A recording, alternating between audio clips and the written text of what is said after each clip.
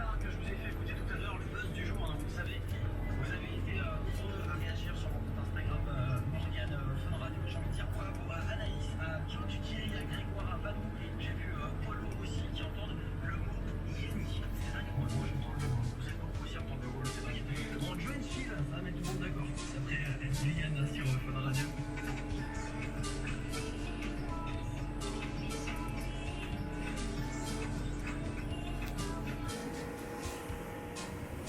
Bon bah, il y a un rang, pour je ne sais quelle raison, il sort pas de grain. Donc on va regarder ce qui se passe.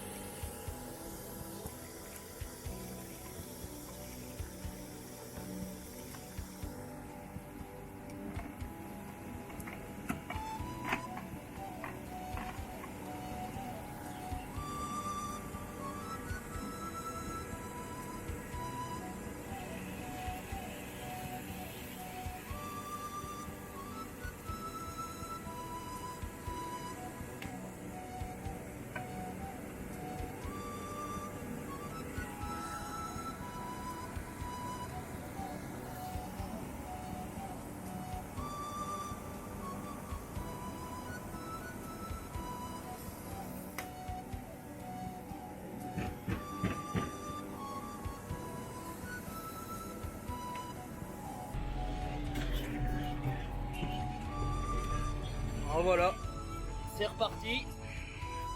Pour je ne sais quelle raison, le semoir sur le rang numéro 2 a arrêté de semer. Donc heureusement qu'on a le petit boîtier qui nous permet de voir si ça marche ou pas. C'est déjà la première fois que la deuxième fois que ça arrive. C'est arrivé hier. On pensait qu'il y avait une crasse dans la distribution. Il n'y a absolument rien du tout. Franchement, on ne sait pas du tout ce qui se passe. On a été obligé d'enlever les petits cœurs devant parce qu'ils brassaient trop de terre. On a enlevé la roue plombeuse qui a juste derrière les disques parce que ça faisait bourrer les disques. On a remis un peu de pression sur les roues derrière, donc pour l'instant ça va, on arrive à semer.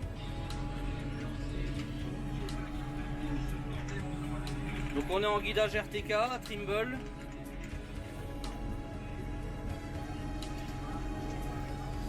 Donc au niveau du tournesol, le travail du sol, ça a été juste après la moisson un coup de carrier. Ensuite, courant fin septembre, on a passé un coup d'ameublisseur souchu avec des dents espacées à 40. Sur les fourrières, on a fait carrément un coup de décompacteur, donc c'est pas le même outil, je vous montrerai en vidéo parce que c'est vraiment un superbe outil le décompacteur, c'est autre chose que l'ameublisseur. Et ensuite, au mois de janvier, on a rouvert les terres avec un coup de vibro à gramme, donc c'est des dents assez grosses. C'est entre le petit vibroculteur et c'est un peu moins gros qu'un chisel.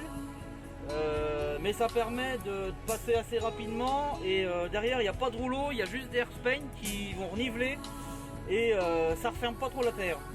Et après ça, en général 15 jours avant de semer, 15 jours à 3 semaines avant de semer, on emprunte un Lemken Corunt. Donc c'est vraiment de la petite dent. Donc il y a une barre niveleuse, 4 ou 5 rangées de dents, je sais plus. Et puis 2 rouleaux barres. Et ça fait vraiment un super boulot. La terre elle est super douce, je vous montrerai tout à l'heure.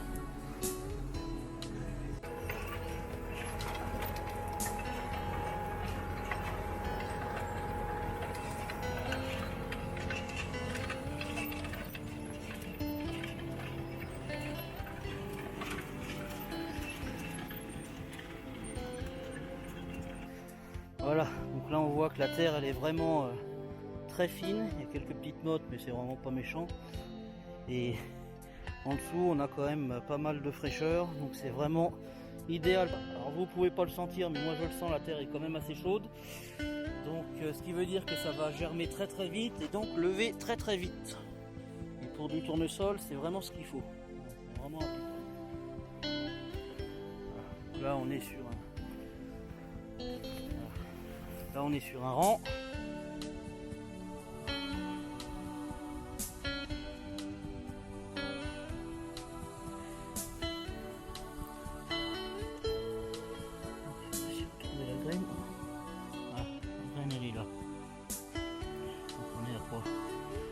est à autour de 4 cm, 3-4 cm de profondeur, donc pour du tournesol c'est impeccable. Dans le frais, c'est nickel.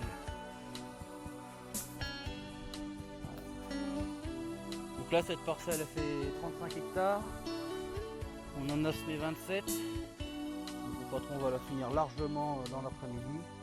Puis demain on attaquera une parcelle qui se trouve tout en bas derrière. Et puis la dernière de l'autre côté du chemin.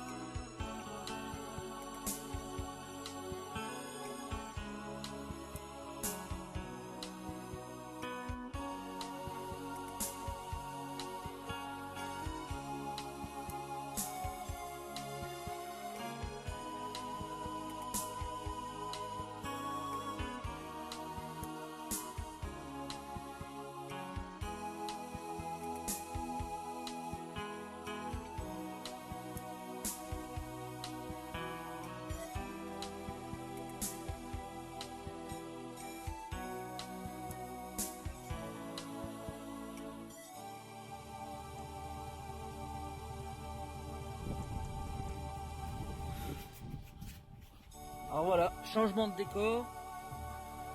Là, ici on est dans une parcelle de lentilles. Donc lentilles qui ont été semées au printemps. Alors, par endroits il y a quelques trous parce que on a une région où on n'a pas eu beaucoup d'eau ces derniers temps. Alors, malgré tout, elle s'est retapée quand même. Les 12 derniers millimètres ont suffi à, on va dire, à la sauver. Voilà. Donc là on a bien de la fraîcheur là.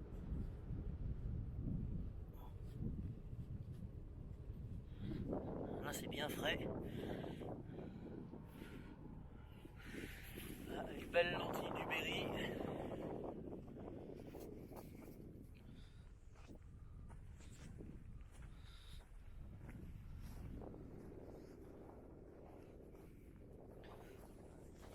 Ici c'est un petit peu moteux. Mais bon, il y a de la fraîcheur quand même.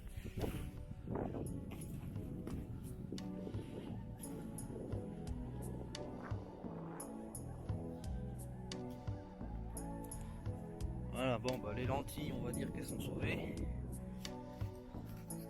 On va aller faire un tour dans l'orge de printemps qui est juste à côté. Et nous revoilà dans l'orge de printemps. On voit par endroits que c'est un petit peu clair. Mais globalement, elle s'est bien rattrapée parce que à la levée, c'était vraiment très irrégulier. Voilà, là, on est dans une zone un peu plus claire. Voilà.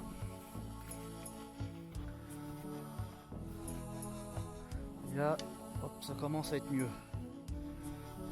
Les cailloux.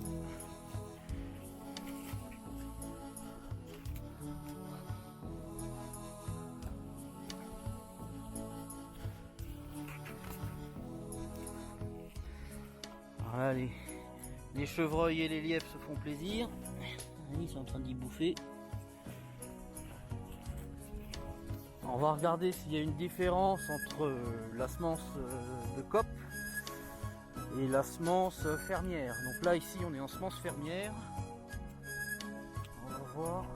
Personnellement je vois pas de différence.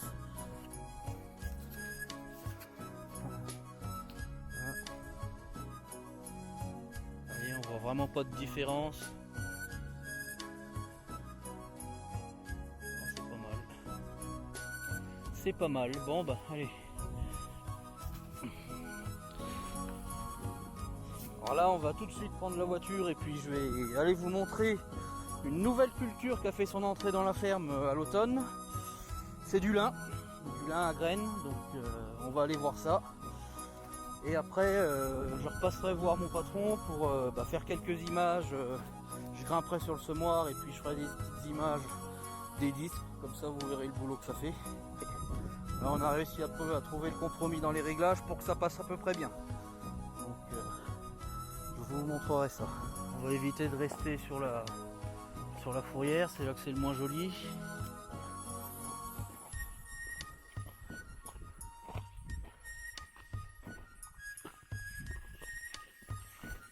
Je sais pas si vous voyez.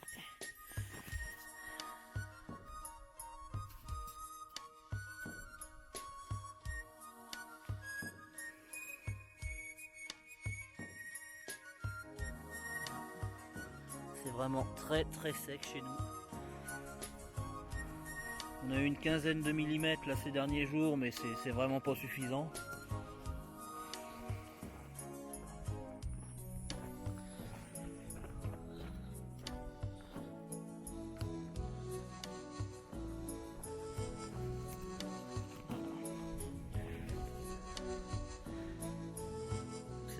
C'est une jolie fleur. Je connaissais pas du tout le lin, c'est la première fois qu'on en fait ici. Voilà. On va essayer de voir un peu le champ.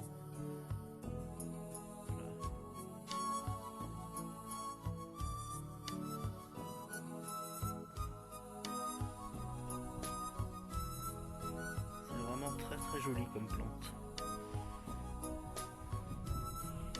Des petites zones là qui sont pas tout à fait fleuries. Petite bête.